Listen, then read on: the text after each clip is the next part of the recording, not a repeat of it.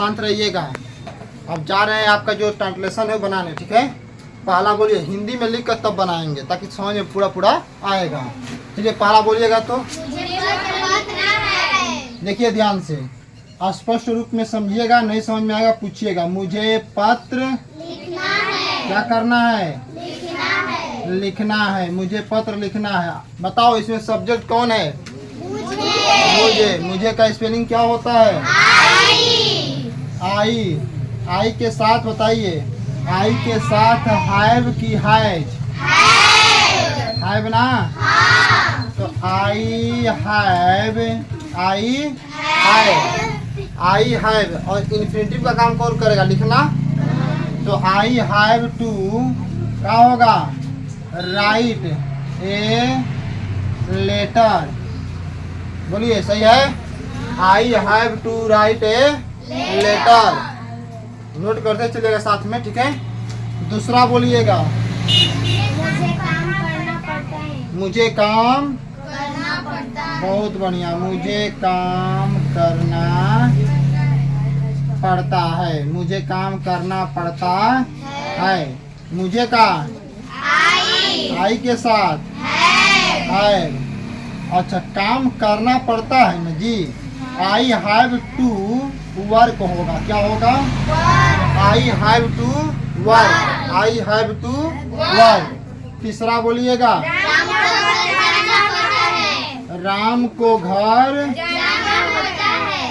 जाना होता है या जाना पड़ता है या जाना है? तीनों बतिया का है।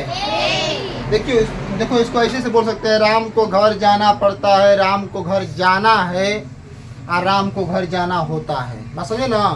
तीन तरह से कई सेंटेंस को बोल सकते हैं। यहाँ सब्जेक्ट कौन है? राम के साथ है।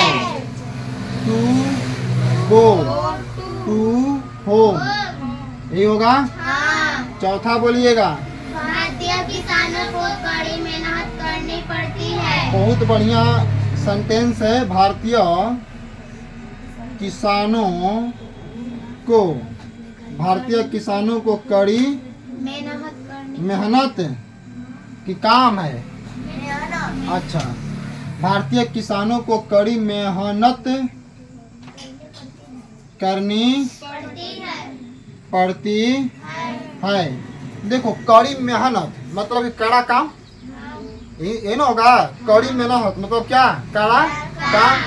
तो ध्यान से सुनिएगा, इसमें सब्जेक्ट कौन होगा? भारतीय किसान। तो लिखेंगे कि इंडियन, क्या लिखेंगे? Indian farmers.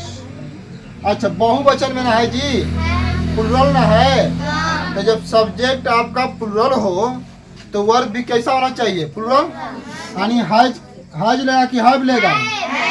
तो हैव लेगा। क्या लेगा? Have to work.